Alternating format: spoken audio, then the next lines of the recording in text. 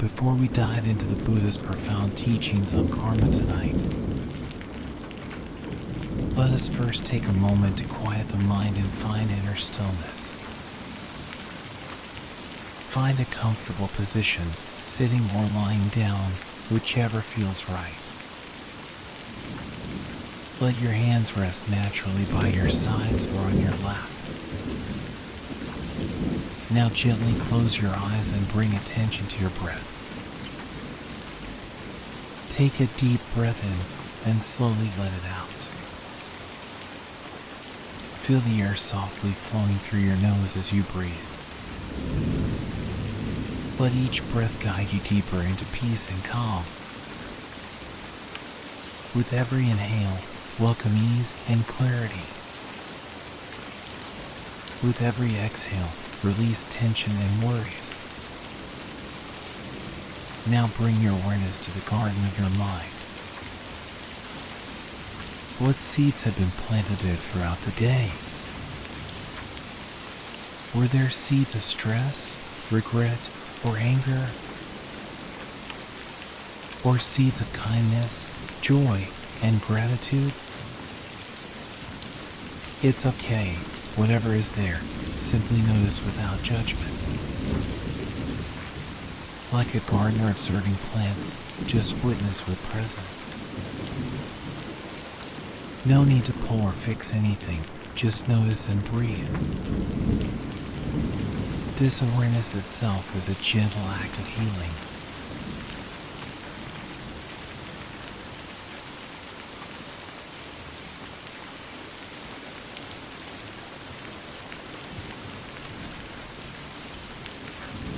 For now, let go of doing.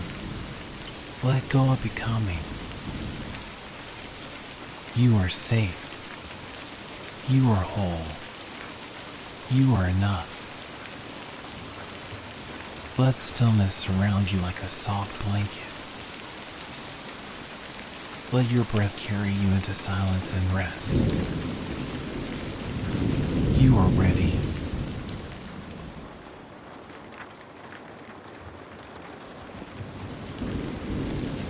What is karma? The metaphor of the seed.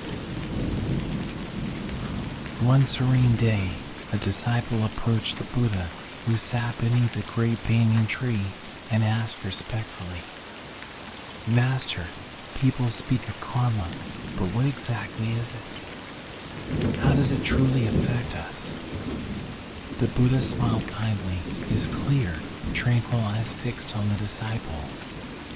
Karma is the force created by our words, our thoughts, and our actions. Imagine a seed planted deep in the earth. It holds the potential to become a tree, but it is not yet a tree. Just like that seed, every action we perform, every word we speak, and every thought we harbor plants a seed in our minds. These seeds may sprout immediately, or they may lie dormant for a long time before growing. Karma is this very process, the law of cause and effect that connects our past to our present and future. No seed ever vanishes or disappears. It remains in the field of the mind, waiting for its time to grow. In this way, the Buddha explained the subtle, unseen law of karma through a simple metaphor. Karma isn't just about actions. Our words, thoughts, and deeds all sow invisible seeds, and those seeds will inevitably bear fruit. While karma is often understood as retribution or consequences, it shouldn't be perceived as mere punishment.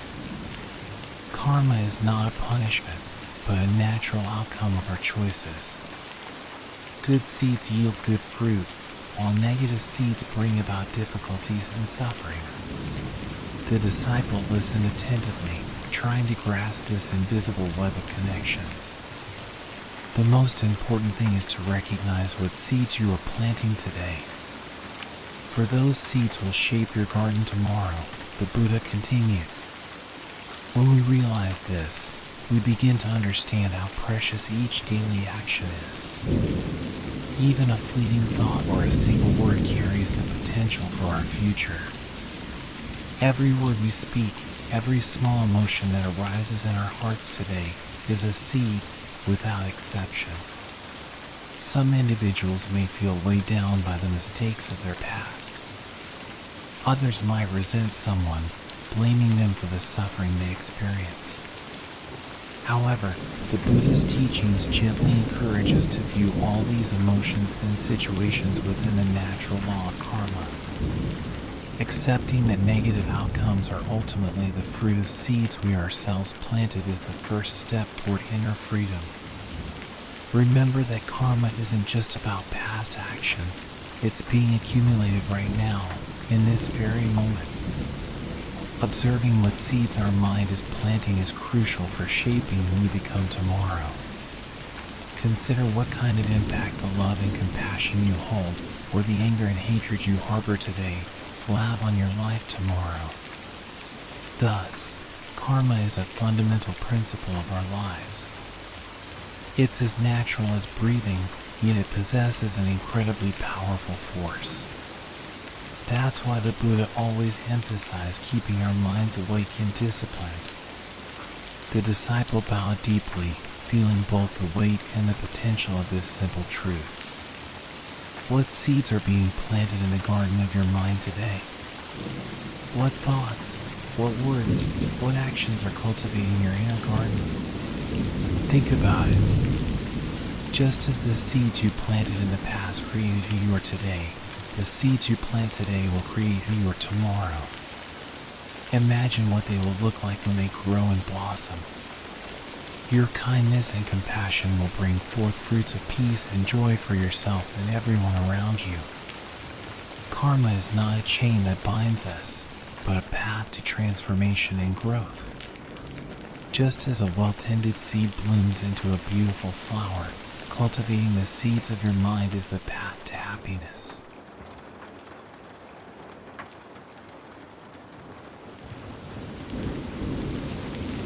How karma accumulates the weight of dark emotions and attachment. Days passed, and the disciple approached the Buddha once more with another question. Master, how exactly does karma accumulate within the mind?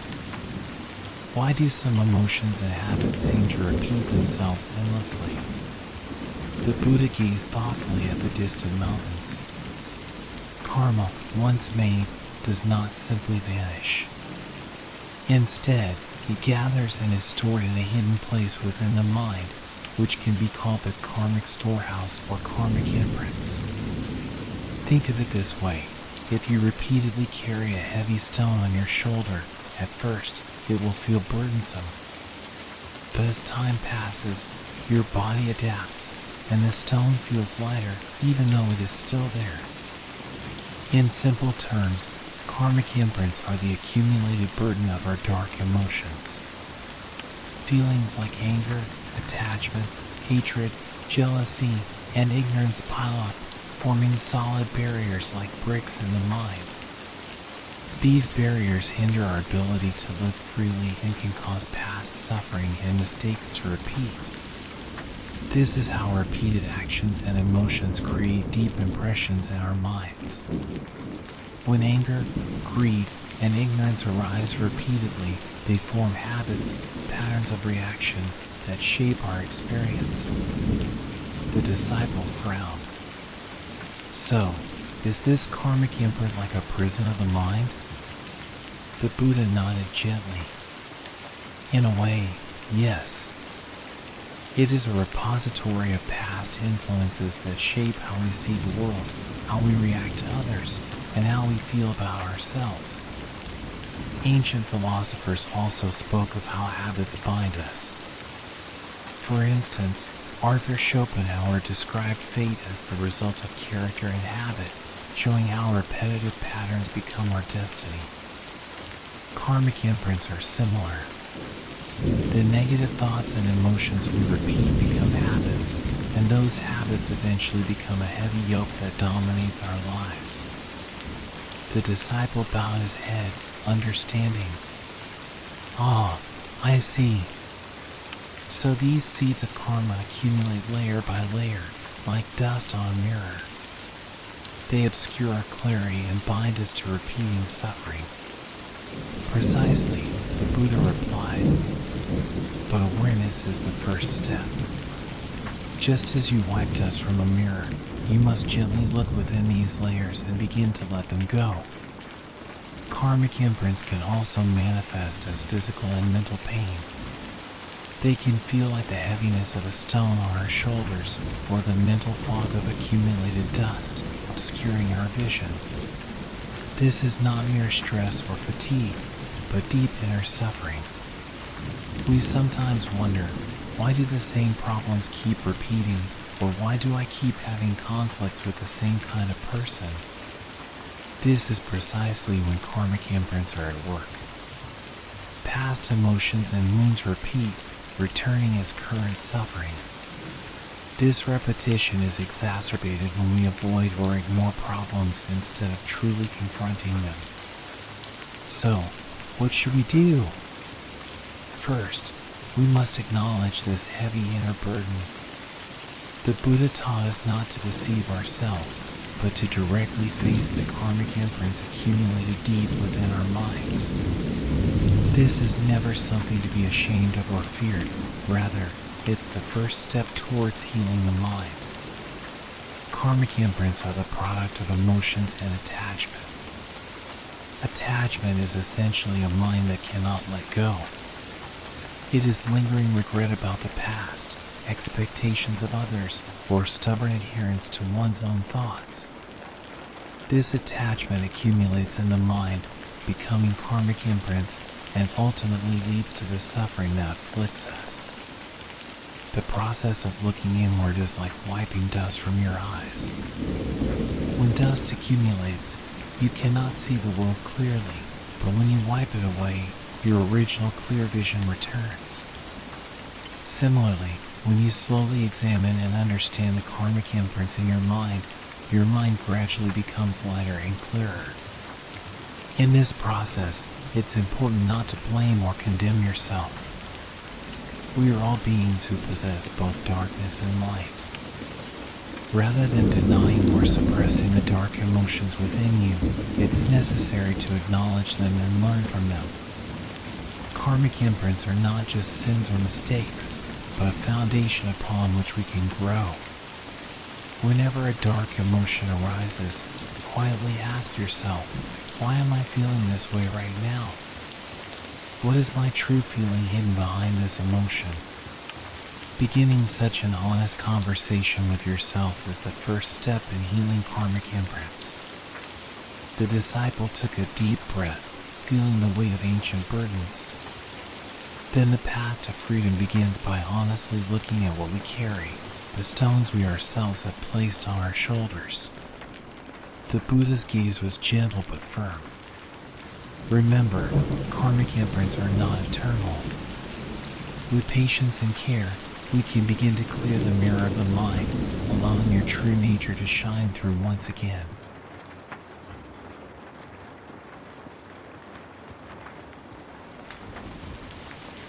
The cycle of negative karma, why suffering repeats. One day, a disciple approached the Buddha, his eyes heavy with the burden of past mistakes. Master, I feel trapped in the same painful patterns. I get angry, I hurt others, and then I suffer in return. Why does this cycle of suffering never seem to end? The Buddha looked at him with compassion. There is a story. A man, blinded by rage, threw a spear at another. But the spear returned and wounded him instead. The disciple frowned. Is this a tale of punishment? No, it is not punishment, the Buddha said gently. It is a teaching about the nature of karma. What we send out into the world, whether kind or harmful, returns to us in some form. Anger is like that spear. When you cling to it and cultivate it, it only wounds your own mind more deeply. We often experience the same suffering repeatedly in life. Why do conflicts with people, inner anger, resentment, and regret endlessly recur? The Buddha explained the cause as the cycle of karma. This is because the negative karma we create returns to us as suffering. We learn that the words and actions we direct at others ultimately harm ourselves.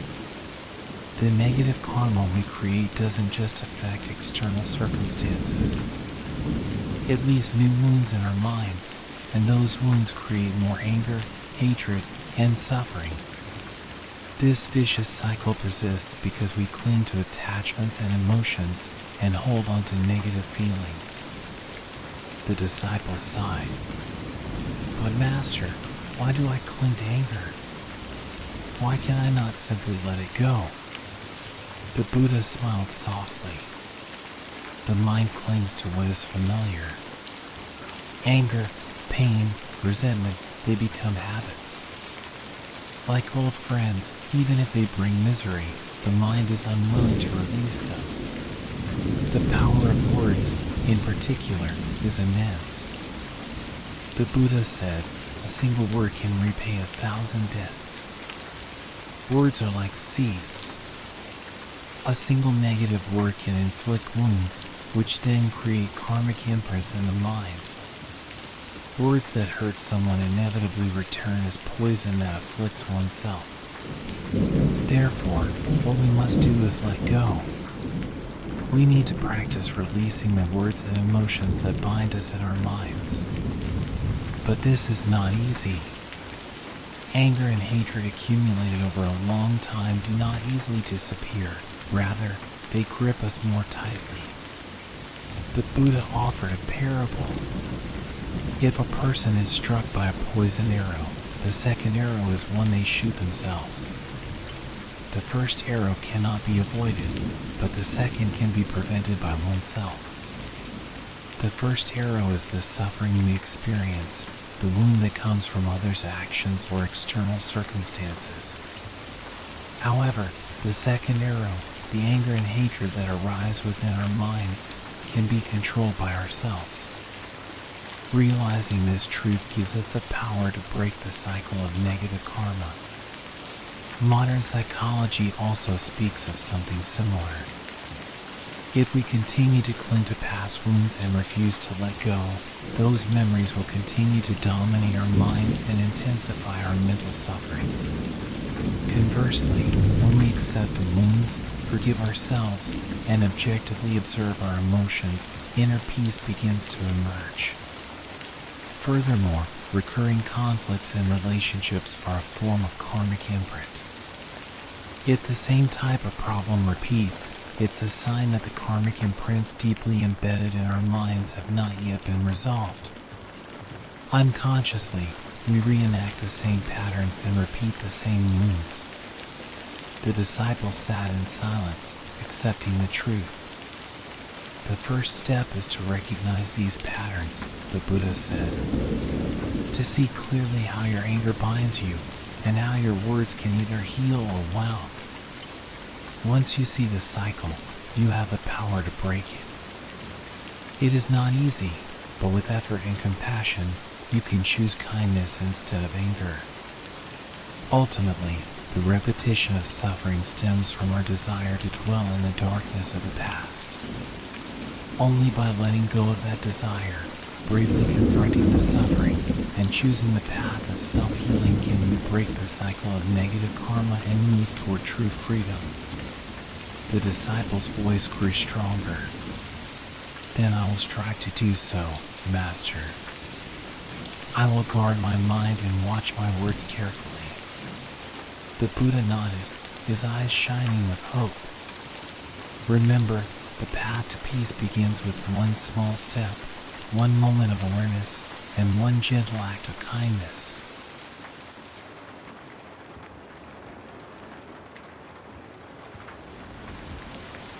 The power of positive karma, quietly accumulating light.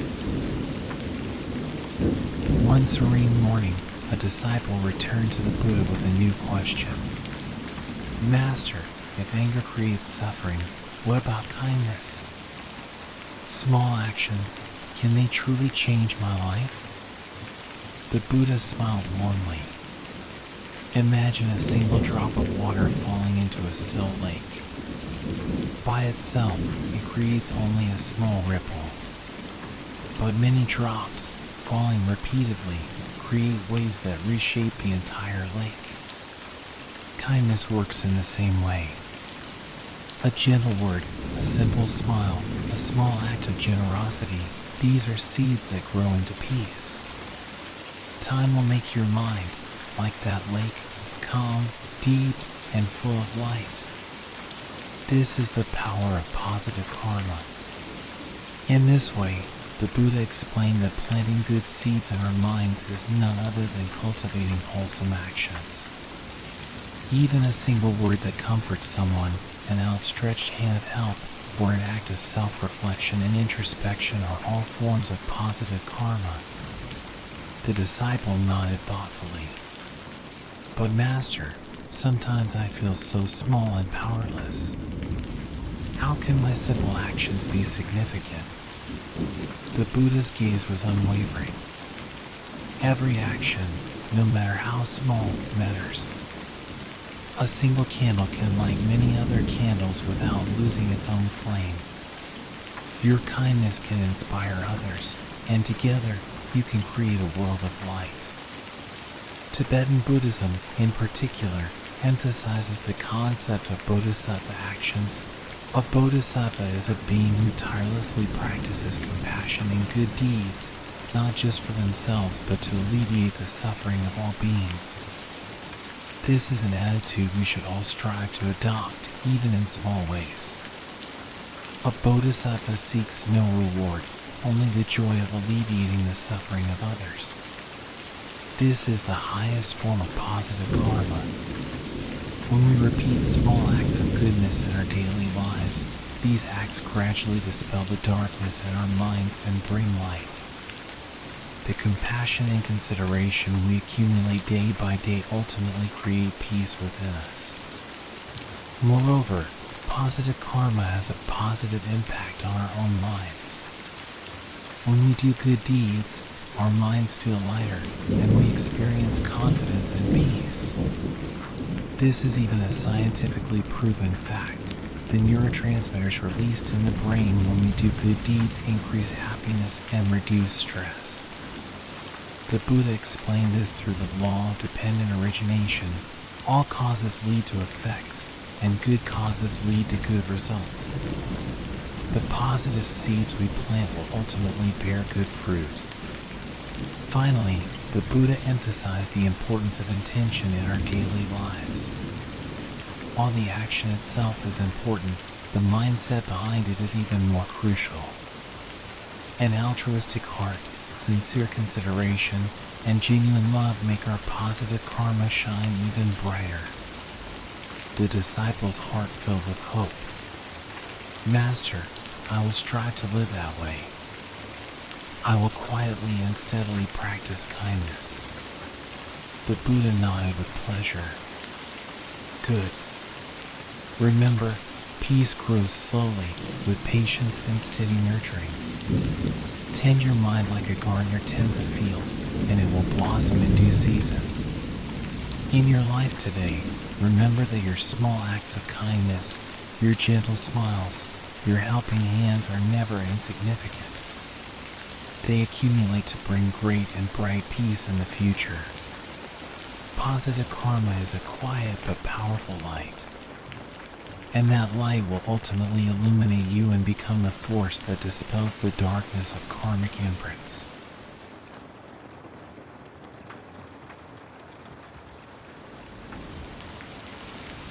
How to dissolve karma, repentance, and self-observation. One day, a disciple approached the Buddha, troubled by a heavy heart. Master, my past mistakes feel so burdensome. Their memories torment my mind and block my path. What can I do to lighten this load? The Buddha looked at him with compassion. The first step is sincere repentance.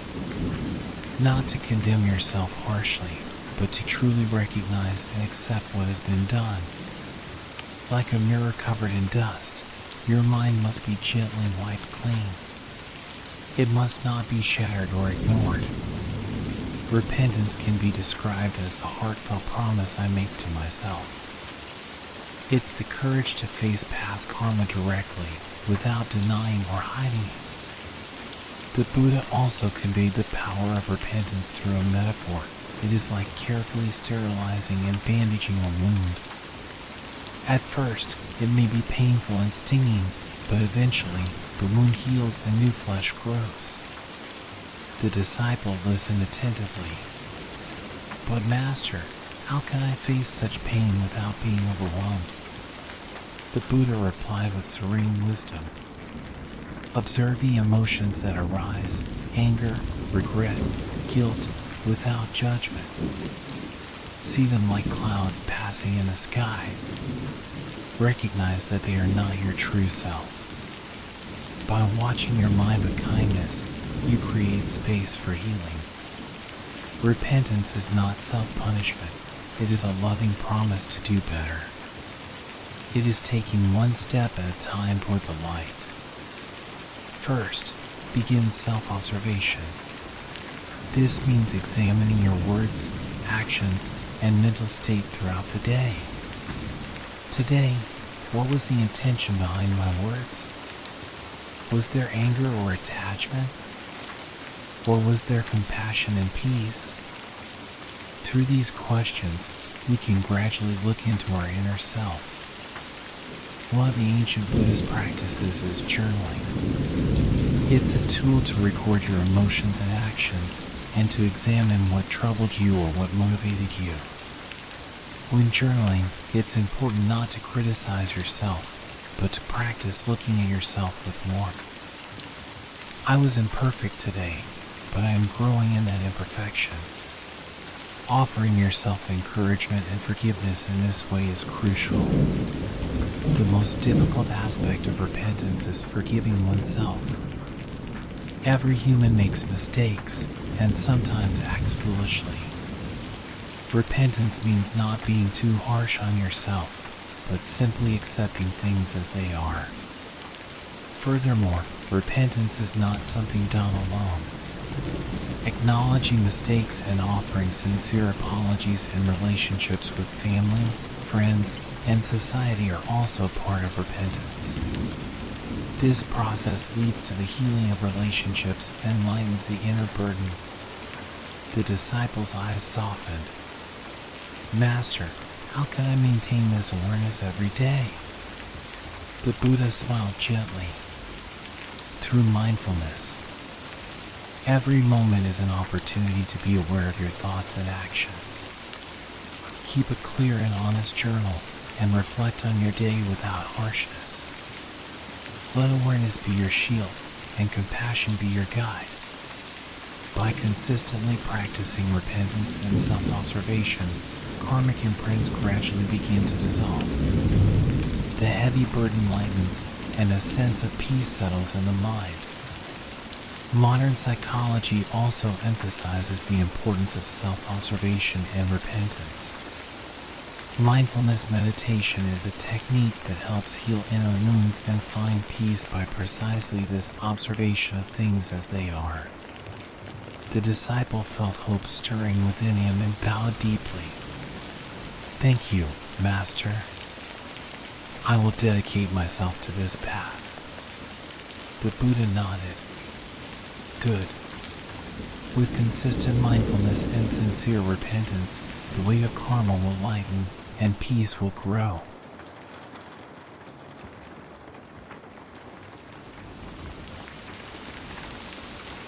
How to dissolve karma, practice and daily application. After gaining an understanding of repentance, the disciple asked the Buddha, Master, how can I sustain this practice? How can I truly change my habits? The Buddha replied, Karma is like a garden. If you plant seeds of kindness, you will reap peace. Daily practice is like watering and tending. Small acts of compassion, gentle words, and mindful actions, these shape your mind. Practice isn't just something done in a special place or at a specific time. The small, repeated actions and mindsets in our daily lives constitute practice. Maintaining an awakened and truthful attitude in every step we take, every person we meet, and every word we speak, that is practice. The disciple asked curiously, "Can such small actions truly change my life?" The Buddha nodded. Even small drops of water form a river. Repeated actions create habits, and habits shape character.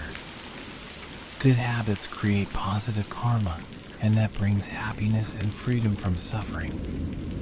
Ancient masters said, "Habit makes life." Our minds and actions solidify through repeated habits, and those habits determine our future destiny. The philosopher Aristotle said, "Virtue is a habit," and modern psychology also emphasizes that the power of habit is central to life change. Therefore, cultivating good habits through practice is the most practical way to dissolve karmic imprints. You must train your mind like a skilled farmer. Uproot the weeds of anger and greed, and cultivate love and wisdom. The disciple asked, "What practices help with this training?" The Buddha smiled. Chanting, prostration, meditation, and daily simple kindness are all such practices. They cultivate awareness and compassion. For example, if you consistently practice meditation for just 5 minutes a day, calming your mind and focusing on your breath, the roots of anger and attachment will gradually weaken. Also, treating others with genuine compassion is important. For instance, offering a sincere smile to someone you meet on the street, expressing heartfelt gratitude to family members, or gently helping someone in need are all part of practice. When these small, good acts accumulate, past negative karmic imprints gradually fade, and light begins to reside in the heart. Starting each day with a clear resolution like "How will I live today?" and taking time to reflect on your actions at the end of the day is very helpful. What words did I speak today, and what actions did I take? Were there moments when I was swayed by anger or attachment? Did I show compassion?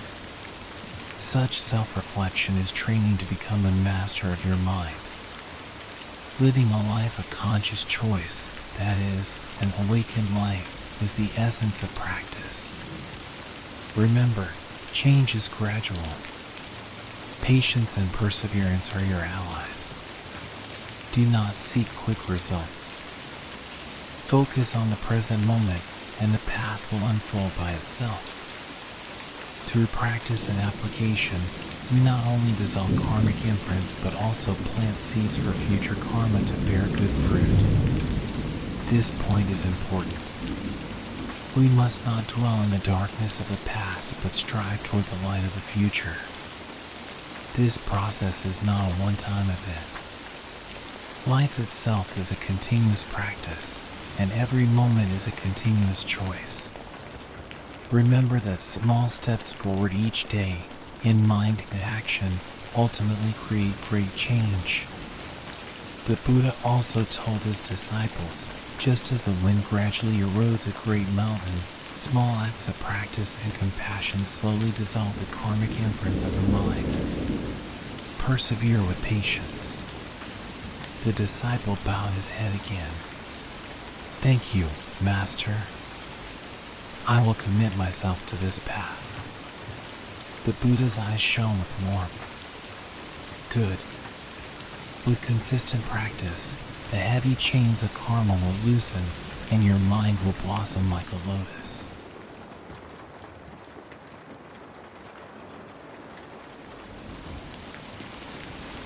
Forgiveness and compassion, liberation for yourself. One day, a disciple approached the Buddha, distressed by anger and hurt. "Master, how can I forgive those who have wronged me? Their actions bind my heart." The Buddha looked at him with compassion. Forgiveness is a gift you give to yourself. Holding on to anger is like drinking poison and expecting the other person to suffer. True freedom comes when you release resentment. Compassion melts away a bitter heart. This analogy is truly powerful. Forgiveness is not for others. It is an act of liberating yourself. It's the path to pulling out the poison arrows of anger and resentment accumulated in your mind and becoming free from those wounds. The disciple asked, "But what if the wound is too deep? How can I find the strength to forgive?" The Buddha told a story. Once, a monk was tragically struck by a poisoned arrow. His friends rushed to pull it out. But the monk refused, insisting he must first know who shot the arrow. This foolishness caused him even greater suffering. Similarly, clinging to blame only prolongs your pain. Forgiveness does not mean forgetting. It means setting your mind free to heal and move forward. Compassion, too, is closely connected to forgiveness. Compassion isn't just a good feeling. It's a warm, expansive perspective that views others and oneself from the deepest part of the heart. Compassion is ultimately for oneself as well. When the hatred and resentment in the mind disappear, peace begins to reside. No one in this world is perfect. Everyone carries their own wounds, big and small. Compassion begins with acknowledging and accepting these wounds, both within yourself and in others. The disciple slowly nodded. How can I cultivate this compassion? Begin with yourself, the Buddha advised. Forgive your own mistakes and weaknesses. Only then can true compassion flow outward. Practice kindness in thought, word, and deed. Extend it to all beings, even those who have wronged you. Compassion is the power that transforms suffering into understanding and peace. We must learn to be compassionate towards ourselves. I did my best at that time. I was just human. Now I will forgive myself and love myself. This mindset is the starting point of compassion. There are various ways we can practice compassion and forgiveness in our daily lives. Offering a sincere apology to someone, truly forgiving someone, and trying to have a broad mind even in difficult situations. And above all, it's about sending a warm gaze to yourself first. The Buddha said that those who practice forgiveness and compassion attain true freedom. A mind freed from anger, resentment, and attachment dissolves karmic imprints and enjoys deep peace. The disciple's eyes softened. Now I understand. Forgiveness was not for them, but for me. The Buddha smiled warmly. Precisely. When you forgive, you courageously break the chains of karma and open your mind to true liberation. Today, too, gently observe the hatred and pain remaining in your heart and let them go. And send a compassionate smile to yourself. Forgiveness and compassion are the most beautiful lamps that dispel the darkness of the past and brightly illuminate the light of the future.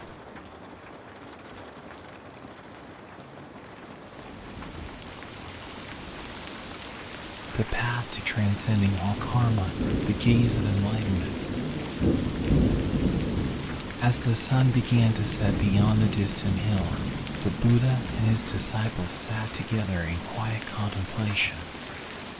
Ultimately, the Buddha began, all karma arises from attachment.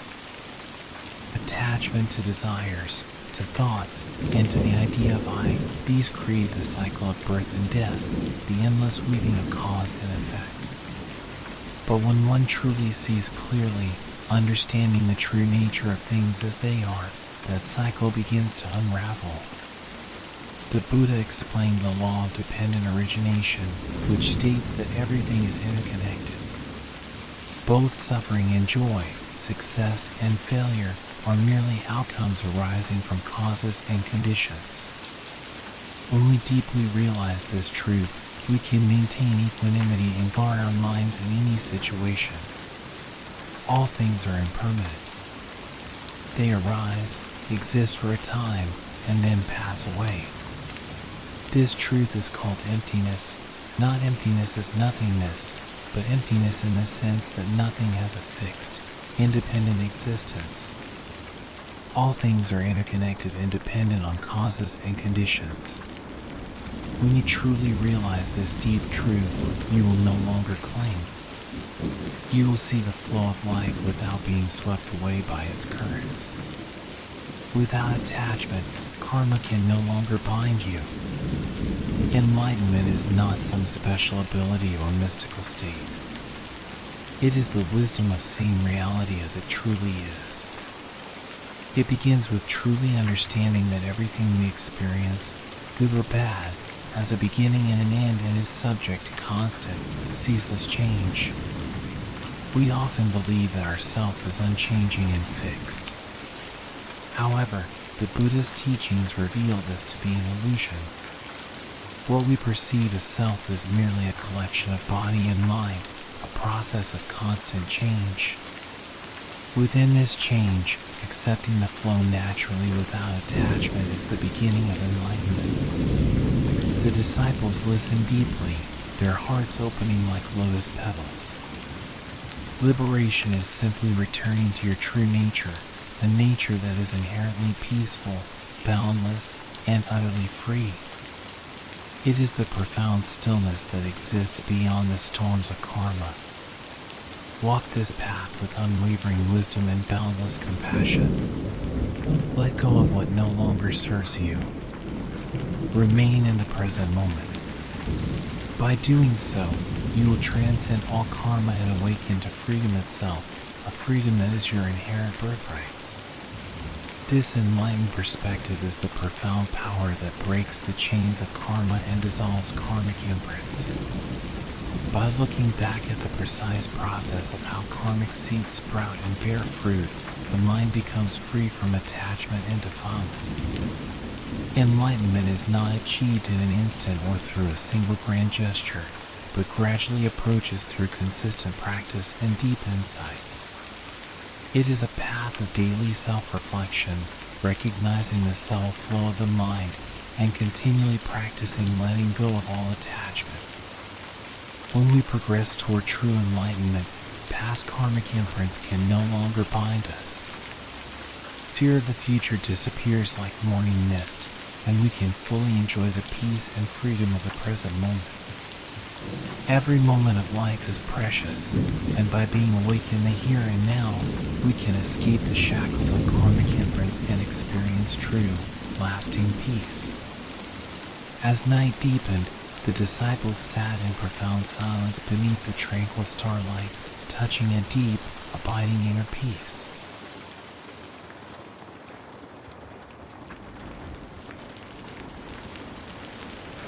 Continuous steps toward inner peace. Now, as we conclude this long and sacred journey together, I sincerely hope a serene peace settles deeply within your heart. The concepts of karma and karmic imprints and the path to their dissolution that we have explored are not mere theories or abstract ideas. They are profound truths that you must directly experience and practice in your own life. Life is constantly changing, a river in perpetual motion. And within it, we are continuously making choices, moment by moment. If, in each moment of choice, you become deeply aware of your mind, learn to let go of attachment with gentle release, and walk the path of compassion and forgiveness, you will gradually free yourself from the heavy burden of karmic imprints. Complete enlightenment is not achieved in an instant. However, small awakenings and consistent practices each day accumulate to create significant, transformative change. From this very moment onward, examine your own mind once again and walk the path of life with light, conscious steps. Within you, the precious seeds of peace and freedom are already planted. Gently nurture these seeds so they may grow and blossom beautifully.